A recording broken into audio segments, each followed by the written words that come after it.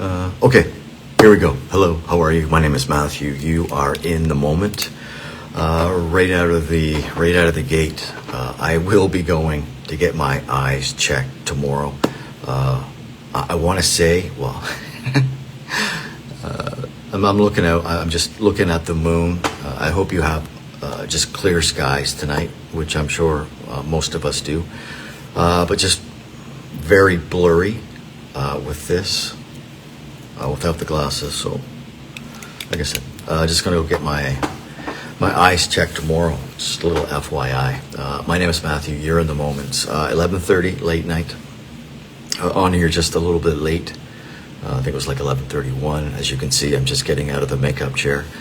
But listen, if you've been following this live stream, you know it's been many different names, but it's always had one objective: to provide content that is relatable to you. And I'm just like basically putting my life out there. There's not too many things that you don't know. And I'm going to talk about, I'm just going to throw this out here. I had to fax some documents. I had to fax documents last week, 9 pages. It was about $22. I'm just wondering, when was the last time you faxed anything? And this was just going to Bedford. I don't know if it really matters where the fax is going, but $22 at the UPS to fax 9 pages. Does that sound reasonable to you? I don't know. I've never had someone fax anything for me before outside of being at work. So $22, 9 pages, just throwing it out there. Leave a comment if you'd like. If you're watching this live, hello. If you're watching this at your leisure, thank you for getting caught up. So the last show about a week ago, it was the holiday Monday, was the last time I jumped in front of the camera here. So I started making notes for this show about 11:30. So that's like 14 hours ago.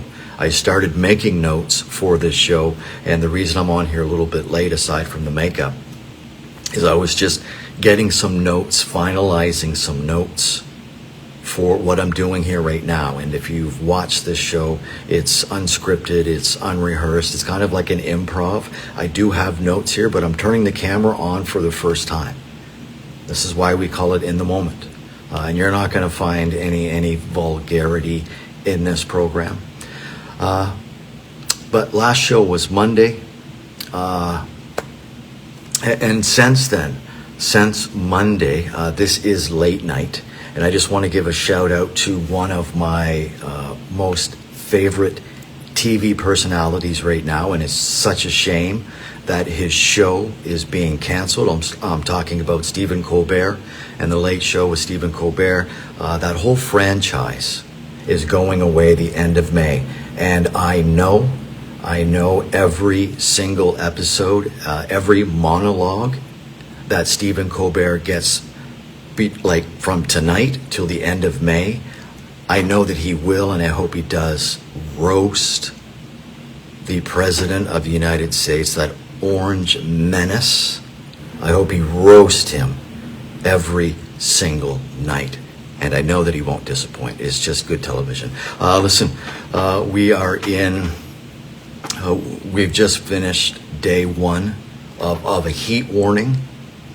This is the third set of days where the temperature has been really unpleasant.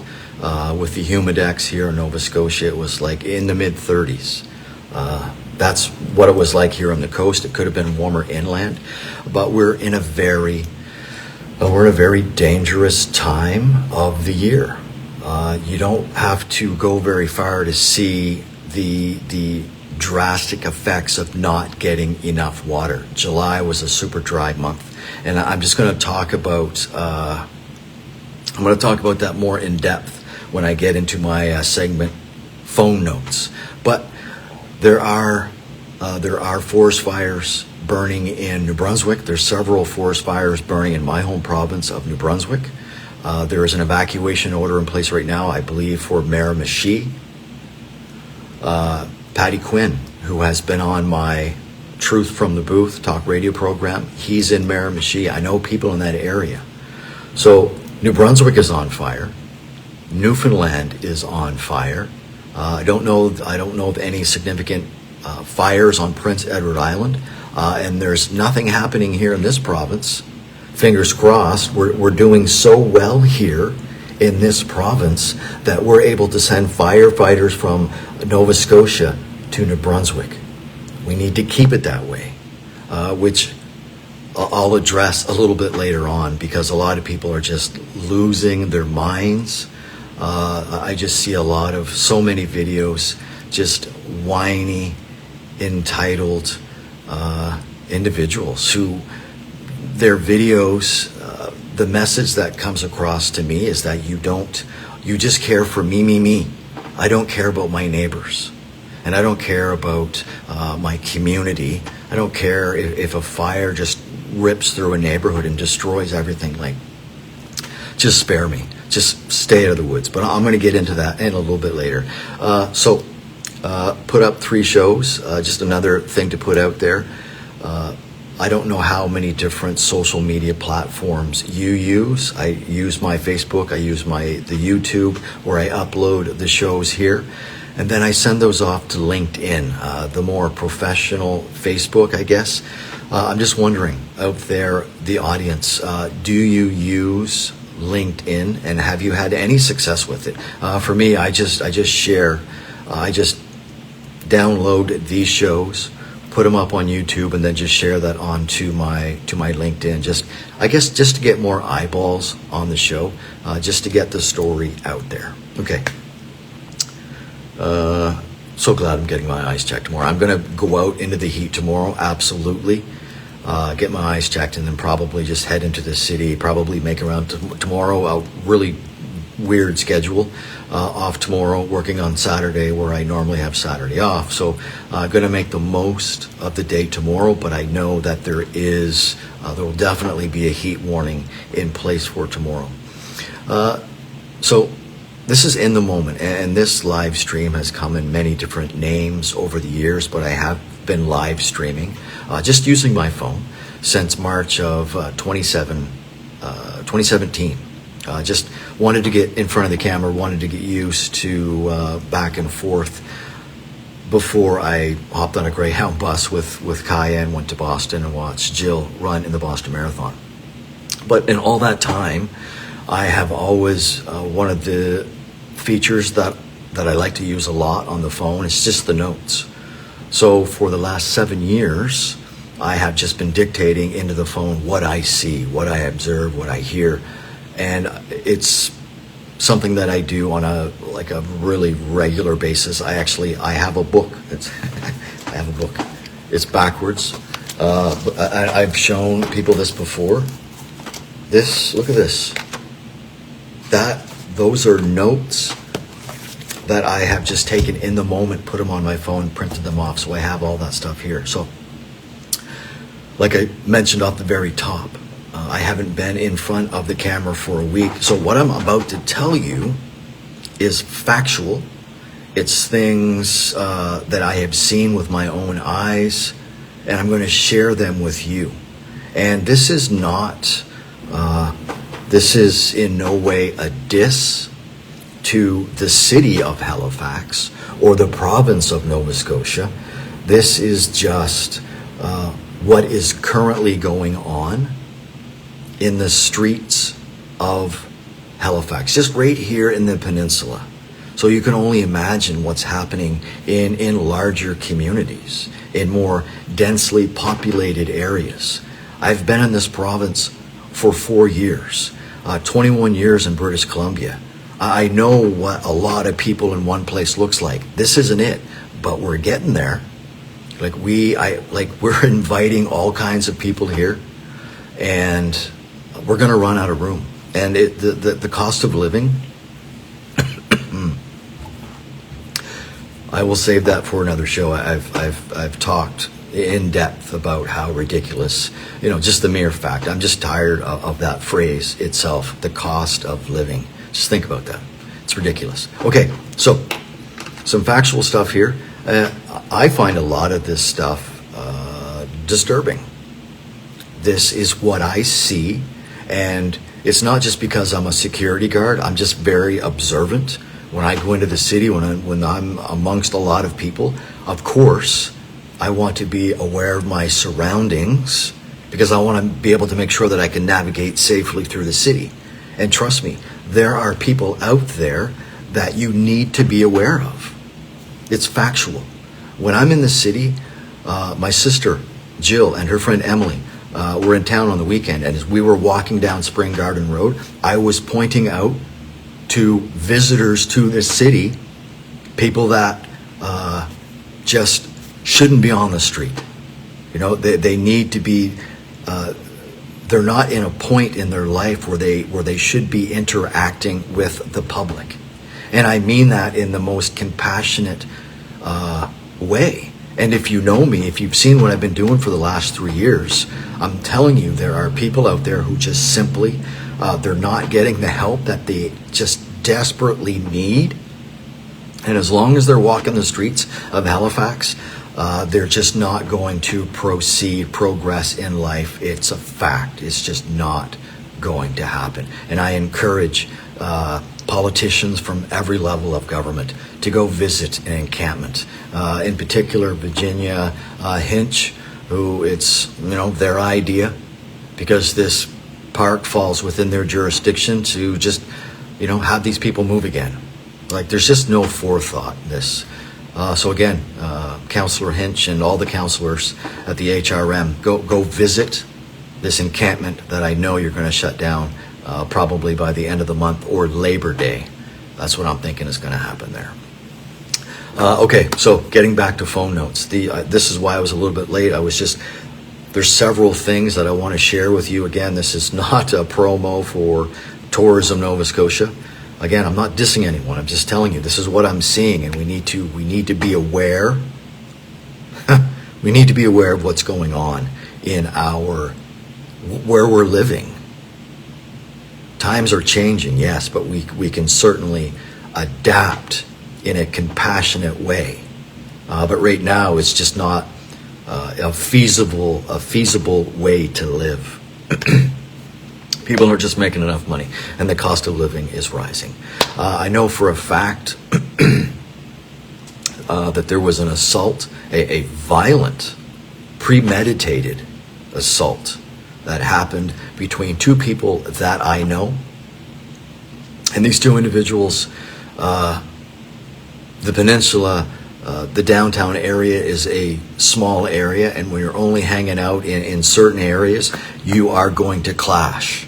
And that's what I've been witnessing, incident after incident after incident after incident. So someone I know, and someone who, if I said their name, you would know. But I don't want to reveal any identities. But absolutely a premeditated assault, a violent assault. Absolutely, no doubt about it. So there's that. And I'm just going to quickly say what I wrote down about this. This is, I was telling you about, Lynn, how are you? I was telling you about my excitement. I was telling you about my excitement to meet the representatives from Podstarter. This is what I wrote in the notes. Podstarter was a non-starter. They couldn't get me to the 5th floor. And that's all I'm going to say about that. So again, these are all coming from phone notes. I can tell you for a fact, and I don't know what's happening, if it's one individual, but there has been a rash of individuals, or maybe it's just one person, but within the last couple of weeks, there have been multiple bus shelters targeted, and the glass is being broken out of these bus shelters. I really don't know the purpose of smashing out the glass, but luckily, the way the glass is made, when it is broken, it just kind of shatters into like thousands of pieces, like literally thousands of pieces. So you wouldn't be able to pick up any shards of glass and really use it for a weapon. I guess you could if you were desperate, but I know for a fact, because I've seen it with my own eyes, the bus stop just where we normally catch the bus, catch the 29 or the 84, Glass was smashed out here. The bus stop just up the way, the glass was smashed out. The bus stop up at the Barrington Street encampment, that glass is smashed out. I don't know why they do it. I know they have a warehouse full of spare glass pieces, but it just doesn't look good. It just looks terrible. Instead of just putting caution tape up around the bus stop that people just kind of walk through and wait for the bus anyway, fix it immediately. Someone probably made a call. Just show up with glass, sweep it up, put a new one in. It's literally, maybe an hour, maybe 2 hours tops to have that fixed. I don't understand the delay. There's still one that's still busted out up at Barrington. Again, phone notes, this is what I have seen. Quick story. If you've watched me for a while, you know about my time at Grand Parade Square. And there was a lot of people. Like, I have notes where I know for a fact that there were over 100 different unhoused people that came through Grand Parade Square in the winter of 2023 into the spring of 2024. One of those individuals by the name of Scott showed up in the middle of winter, and my brain was just fried. Like, I had seen some shit that I never thought in my life I was going to see. I see Scott on a regular basis, and he's normally outside a local drive-through. And I saw Scott on my day off just a few days ago. And I went into this establishment, got myself, a coffee and a donut, giving away the establishment. And I had some change, and I immediately, a straight line to Scott. And, just kind of made the motion that, I have some change for you, just kind of making this motion here. And his first motion was to reach out and shake my hand. Now, I hadn't spoken to Scott, since Grand Parade Square. But him sticking out his hand, I said, Scott, yes? I wanted to make sure. Scott, yes. I said, Matthew, Grand Parade Square, yeah. I said, listen, Scott, and this is what I told him. I said, I want to apologize. I know I wasn't nice to you. There were times when I wasn't nice to you when you were at Grand Parade Square, and I want to apologize. And he just smiled. Don't worry about it, man. Don't worry about it. Fist bump. And, just needed to be said. Had to be said. Long overdue. That's why I've said 1,000 times, you always make the most of any encounter. Because there's no guarantees. You don't know if you're going to see that person could turn the corner, and always make the most of your encounters. So, Scott, that was nice, really nice. I have seen, I've told you that I have seen people sleeping from one end of the peninsula to the other. Between tonight and the last time I was on here a week ago, there was an individual who was sleeping. I don't know how sound asleep he was, but he was definitely crashed out at the memorial at Grand Parade Square. Just lying there on the memorial, the hard marble, whatever that memorial is made out of. No blanket. Again, just things that I've seen.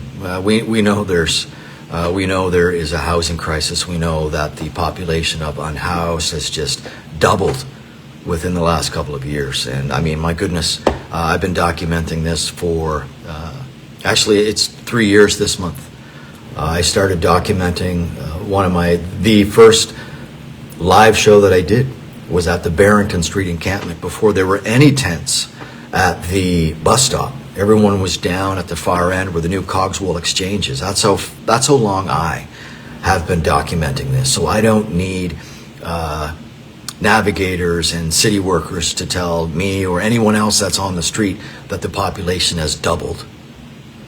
Like for every success story of getting someone inside a place that's not a shelter, there's dozens more people out onto the street because the cost of living is just, you can't keep up with it.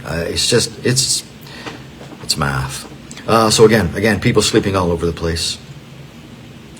Sunday walkthrough, and I made a post about this morning. My Sunday walk through the city, Spring Garden Road and Argyle by City Hall. I've never seen garbage like that. I've never in my life seen garbage blowing through the streets like I saw Sunday morning. It's quite disappointing for a Maritimer, for a transplanted Haligonian. It's embarrassing. It's just downright embarrassing. Now, I'm not throwing the city crew under the bus. I know a couple of the guys. Maybe they don't work weekends. Maybe they work Monday to Friday and they get their 40 hours a week. But there needs to be more workers. Put a task force together. Maybe Tourism Nova Scotia or someone can put some people together. Because as a tourist, if I was getting off a ship, if I was coming here by bus, and I was walking through the streets of Halifax at any given time, and the garbage was overflowing, and there's rats running back and forth across Argyle, you would not be getting a good review. We are the most heavily taxed province in the country. I don't know where our tax dollars are going, but you need to have cleaner streets. We need to have a cleaner city. And I could go on about, coming in here on a warm day and just smelling urine through the city. Like, this city has changed drastically. The city has changed drastically in the last 4 years. I'm not really sure how to explain it. It's got to be much more than just the cost of living, but like the simple act of just, don't litter, pick up your own garbage. We can't put it all on the city, but yeah. If you buy something and it comes in a wrapper or a box, and when you're done with it, just throwing it out, like, should we not know better? Should we not know better, really? Like, littering is just, it's gross. It really shows your arrested development. That's what it does. Two more things. A story that I've read more comments about on Reddit than I've seen here in the local news. I think this story, there was a death. There was a death in Victoria Park here in Halifax. This individual was found deceased early Sunday morning. There's an autopsy being performed right now. It's not suspicious. It's not a suspicious death, but an individual who passed away while sleeping on a bench in Victoria Park. And the Halifax Examiner, I think, and Reddit are the only two sources that have covered the story. Like, nothing from CTV, nothing from CBC, nothing from Global. So I don't understand that. I mean, it's a death,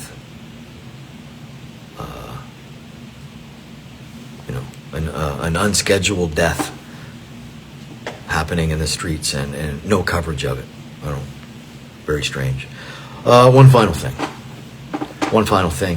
Wayne, how are you? Wayne knows lots about the province of British Columbia being on fire. Last I heard, nationally there were over 700 forest fires, wildfires burning in Canada. And here in Nova Scotia, New Brunswick, Prince Edward Island, the Maritimes has a fire ban. We are, making it unlawful to go into the woods here. And we're on such a good leg right now, even though the conditions here in Nova Scotia are just as dangerous as they are in the rest of the Maritimes. We don't have any fires. We don't have any fires here in Nova Scotia right now.